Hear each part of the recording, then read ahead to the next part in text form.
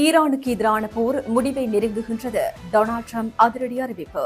Hormuz ஜலசந்தியில் 20,000 மாலுமிகள் அவதி. உணவு குடி தண்ணீர் பற்றாக்குறையால் தவிப்பு. அரசு ஊழியர்களுக்கு ஏப்ரல் 16, 17 இணைய வழி வேலை. தமிழ் தேசிய கட்சிகளை ஓரணியில் திரட்டும் முயற்சி. இரண்டாவது சந்திப்பை அடுத்த வாரம் நடத்த தீர்மானம். அதிகரிக்கும் கடும் வெப்பம். நாட்பட்ட நோயாளிகளுக்கு சுகாதார அமைச்சு அவசர எச்சரிக்கை. கைபேசியூடாக பரவும் பாரிய நிதி மோசடி. பொதுமக்களுக்கு போலீஸ் அவசர எச்சரிக்கை.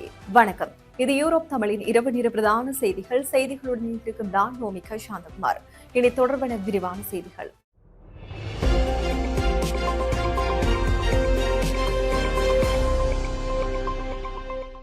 பிரதான அனுசரணை வழங்குவோர் நண்டிஸ் ரெஸ்டாரண்ட் அண்ட் கேட்டரிங் சர்வீஸ். ஈரானுக்கு எதிரான போரில் அமெரிக்காவின் இலக்குகள் முடிவடையும் தருவாயில் உள்ளன எனவும் அமெரிக்கா வெற்றிக்கு மிக அருகில் இருப்பதாகவும் ஜனாதிபதி டொனால்ட் ட்ரம்ப் தெரிவித்துள்ளார். ஈரானுக்கு எதிராக அமெரிக்காவும் இஸ்ரேலும் இணைந்து மேற்கொண்ட போர் ஒரு மாதத்தை நிறைவு செய்துள்ள நிலையில் அமெரிக்க ஜனாதிபதி டொனால்ட் ட்ரம்ப் முதல் முறையாக நாட்டு மக்களுக்காக உரை நிகழ்த்தினார். வெள்ளை மாளிகையில் இருந்து 19 நிமிடம் அவர் ஆற்றிய தொலைக்காட்சி உரையில் ஈரானுக்கு எதிரான போர் முடிவடையும் தருவாயில் உள்ளது. நாங்கள் இதை முடிக்கப் போகின்றோம், மிக வேகமாக முடிக்கப் போகின்றோம். நாங்கள் இலக்கை நெருங்கிவிட்டோம். ஈரான் ராணுவத்தை நசுக்க வேண்டும். ஈரானிய மதகுருமார்களின் அரசு பிராந்திய ஆயுத குழுக்களுக்கு அளிக்கும் ஆதரவை முடிவுக்கு கொண்டு வர வேண்டும். ஈரான் அணு ஆயுதம் பெறுவதை தடுக்க வேண்டும் ஆகிய நோக்கங்களுக்காகவே இந்த போரில் அமெரிக்கா இணைந்தது. இந்த முக்கிய நோக்கங்கள் நிறைவடையும் தருவாயில் உள்ளன என்பதை மகிழ்ச்சியுடன் தெரிவித்துக் கொள்கின்றேன். கடந்த 4 வாரங்களில் நமது ஆயுதப்படைகள் போர்க்களத்தில் விரைவான தீர்க்கமான மகத்தான வெற்றிகளை பெற்றுள்ளன. இதுபோன்ற வெற்றிகளை இதற்கு முன் மிக சிலரே கண்டிருக்கின்றார்கள். ஈரானில் உள்ள அவர்களின் தலைவர்களில் பெரும்பான்மையானோர் கொல்லப்பட்டுவிட்டனர். அடுத்த 2 முதல் 3 வாரங்களில் அவர்கள் இருக்க வேண்டிய கற்காலத்துக்கே அவர்களை திருப்பி அழைத்துச் செல்லப் போகின்றோம்.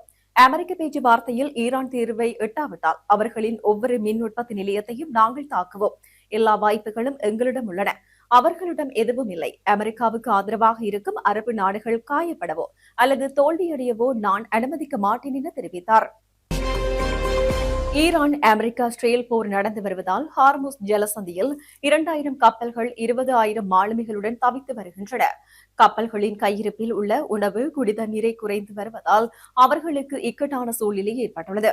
ஈரான் அமெரிக்கா இஸ்ரேல் கூட்டுப்படைகளுக்கு இடையே கடந்த பிப்ரவரி மாதம் 28ஆம் தேதி முதல் போர் நடந்து வருகிறது.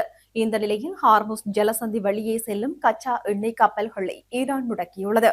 இந்த ஜலசந்தியில் ஏராளமான கப்பல்கள் நிறுத்தப்பட்டுள்ளன.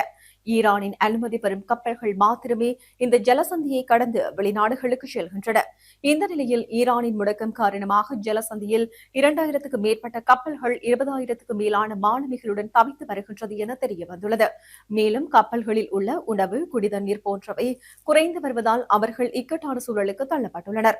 இதனையடுத்து தங்களுக்கு உதவி கேட்டு அவர்கள் இமெயிலை தாங்கள் சார்ந்த நிறுவனங்களுக்கும் நாடுகளுக்கும் அனுப்பி வருகின்றனர். கப்பல்களில் உள்ள ஊழியர்களுக்கு உடனடியாக உணவு குடிநீர் அடிப்படை தேவைகளை பூர்த்தி செய்யுமாறு அந்த இமெயிலில் உதவி கூறப்பட்டுள்ளது. இதை சர்வதேச போக்குவரத்து தொழிலாளர்கள் சம்மேளனத்தின் கடற்பயணிகள் ஆதரவு குழு தெரிவித்துள்ளது. மத்திய கிழக்கில் நிலவும் போர்ச்சூழல் காரணமாக ஏற்பட்டுள்ள சவால்களுக்கு மத்தியில் எரிபொருள் மற்றும் வலுசக்தியை சேமிக்கும் நோக்கில் ஏப்ரல் 16 மற்றும் 17ஆம் தேதிகளில் அரசு சேவைகளை இணையவழியூடாக முன்னெடுப்பதற்கான சாத்தியக்கூறுகள் குறித்து அரசு தற்போது ஆராய்ந்து வருவதாக தகவல் வெளியாகியுள்ளது. இதற்கமைய அரசு சேவைகளை தடையின்றி முன்னெடுத்துச் செல்வதற்காக நியமிக்கப்பட்ட அமைச்சரவை குழுவின் 3வது கூட்டம் பிரதமர் கலாநிதி ஹரணி அமரசூரிய தலைமையில் இணையவழியில் நேற்று தினம் நடைபெற்ற போது இந்த விடயம் குறித்து கலந்துரையாடப்பட்டது. ஜனாதிபதி ஊடக பிரிவு வெளியிட்டுள்ள அறிக்கையின்படி அரசு நிறுவனங்களில் எரிபொருள் பயன்பாட்டை குறைப்பதாக முன்னெடுக்கப்பட்ட நடவடிக்கைகளின் பலனாக கடந்த மார்ச் மாதம் 31ஆம் தேதி வரை சுகாதார மற்றும் வெகுஜன ஊடக அமைச்சு தனது டீசல் நுகர்வை 42% குறைத்துள்ளதாக அதிகாரிகள் சுட்டிக்காட்டினர். பலசக்தி முகாமைத்துவம் குறித்து விழிப்புணர்வு திட்டங்கள் எதிர்வரும் ஏப்ரல் 7 மற்றும் 9ஆம் தேதிகளில் பாடசாலை மட்டத்தில் நடத்தப்படவுள்ளன. பல்கலைக்கழகங்கள் இயலுமான சந்தர்ப்பங்களில் இணையவழியூடாக தமது கற்றல் செயற்பாடுகளை தொடர்கின்றன. கிராம உத்தியோகத்தர் நுழைவு பரீட்சை உள்ளிட்ட திட்டமிடப்பட்ட பரீட்சைகள் முறைமையாக நடத்தப்பட்டுள்ளதாக பொது நிர்வாக அமைச்சு தெரிவித்தது. போக்குவரத்து, டிஜிட்டல், பொருளாதாரம் மற்றும் நீதி அமைச்சு உள்ளிட்ட துறைகள் அத்தியாவசிய ஊழியர்களை கொண்டும் இணையவழி முறைமைகளை பயன்படுத்தியும் சேவைகளை தடையின்றி வழங்கி வருகின்றன. இணையவழியூடாக கடமைகளை நிறைவேற்றுவது தொடர்பான வழிகாட்டுதல்களை டிஜிட்டல் பொருளாதார அமைச்சு ஏற்கனவே தயாரித்துள்ளது.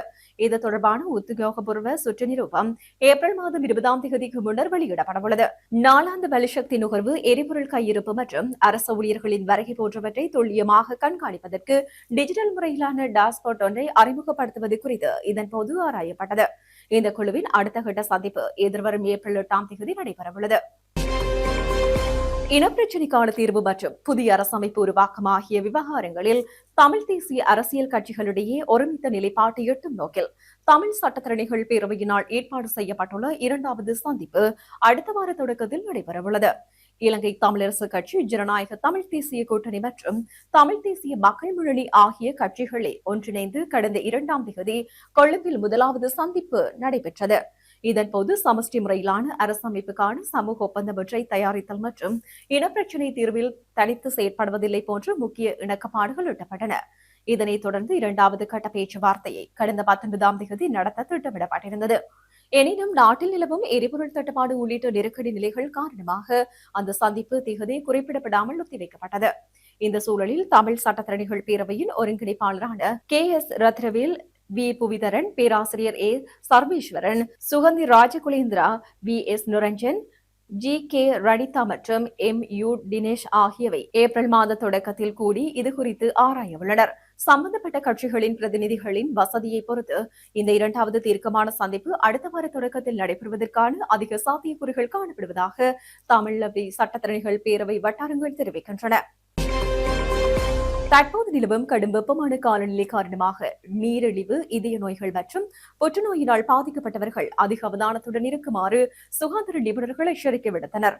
நீரிழிவு, இதய நோய், சிறுநீரக நோய் மற்றும் புற்றுநோயினால் பாதிக்கப்பட்டவர்களுக்கு இந்த வெப்பத்தினால் உடல்நிலை மோசமடைந்து உயிரிழப்பு கூட ஏற்படலாம் என சுகாதார அமைச்சின் சமூக விசேட வைத்திய நிபுணர் இனோகா சுரவீர தெரிவித்துள்ளார். கடும் வெப்பத்தினால் தசைப்பிடிப்பு, அதீத சோர்வு மற்றும் உயிரிழப்பை ஏற்படுத்தக்கூடிய பக்கவாதம் ஏற்பட வாய்ப்புள்ளது. விவசாயிகள் மற்றும் கட்டுமான தொழிலாளர்கள் போன்ற வெளியில் பணிபுரிவோர் அதிக அளவில் நீர் அருந்துவதுடன் மதுபானம், கோப்பி மற்றும் அதிக இனிப்புள்ள பானங்களை தவிர்க்க வேண்டும். இளநீர், தேசிக்காய் சாறு, தோடம்பழச்சாறு போன்ற பானங்களையும் வெள்ளரிக்காய் மற்றும் தர்பூசணி போன்ற உணவுகளையும் உட்கொள்வது சிறந்தது என வைத்தியர் சந்தினி விதான தெரிவித்துள்ளார். காலை 11 மணி முதல் மாலை 4 மணி வரை வெளியில் செல்வதை தவிர்த்து செயற்பட வேண்டும் என தெரிவிக்கப்பட்டுள்ளது. மெல்லிய நிறமுடைய பருத்தி ஆடைகளை அணிவதுடன் வெளியில் செல்லும் போது குடை அல்லது தொப்பியை பயன்படுத்துவது அவசியமாகும் எனவும் தெரிவிக்கப்பட்டுள்ளது. கையடக்க தொலைபேசிகளுக்கு வரும் சந்தேகத்திற்கிடமான குறுஞ்செய்திகள் மற்றும் இணைய இணைப்புகள் குறித்து பொதுமக்கள் மிகவும் அவதானமாக இருக்குமாறு போலீஸ் ஊடக பிரிவு அவசர எச்சரிக்கை ஒன்றை பொதுமக்களுக்கு வழங்கியுள்ளது. இதற்கமைய அண்மை காலமாக குறுஞ்செய்திகளூடாக முன்னெடுக்கப்படும் நிதி மோசடிகள் மற்றும் சைபர் தாக்குதலின் கணிசமான அதிகரித்துள்ளதாக தெரிவிக்கப்படுகிறது.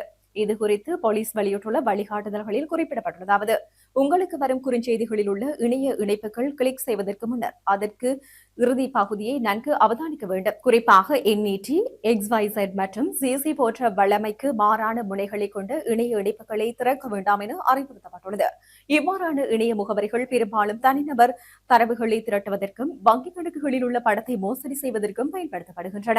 அறிமுகம் இல்லாத நபர்களிடமிருந்து வரும் இவ்வாறான செய்திகள் குறித்து மிகவும் விழிப்புடன் இருக்குமாறு சந்தேகத்திற்கிடமான இணைப்புகள் எக்காரணம் கொண்டும் கிளிக் செய்ய வேண்டாம் எனவும் காவல்துறை பொதுமக்களை கேட்டுக் கொண்டுள்ளது. செய்திகளில் நிறைவாக மீண்டும் தலைப்புச் செய்திகள். ஈரானுக்கு எதிரான போர் முடிவை நெருங்குகின்றது. டொனால்ட் ட்ரம்ப் அதிரடி அறிவிப்பு. ஹார்முஸ் ஜலசந்தியில் 20,000 மாலுமிகள் அவதி. உணவு குடிதண்ணீர் பற்றாக்குறையால் தவிப்பு. அரசு ஊழியர்களுக்கு ஏப்ரல் 16, 17 இணைய வழி வேலை. தமிழ் தேசிய கட்சிகளை ஓரணியில் திரட்டும் முயற்சி. 2வது சந்திப்பை அடுத்த வாரம் நடத்த தீர்மானம். அதிகரிக்கும் கடும் வெப்பம். நாட்பட்ட நோயாளிகளுக்கு சுகாதார அமைச்சு அவசர எச்சரிக்கை. கைபேசியூடாக பரவும் பாரிய நிதி மோசடி. பொதுமக்களுக்கு போலீஸ் அவசர எச்சரிக்கை. இத்துடன் யூரோப் தமிழ் இரவு பிரதான செய்திகள் நிறைவு பெற்றன. வணக்கம்.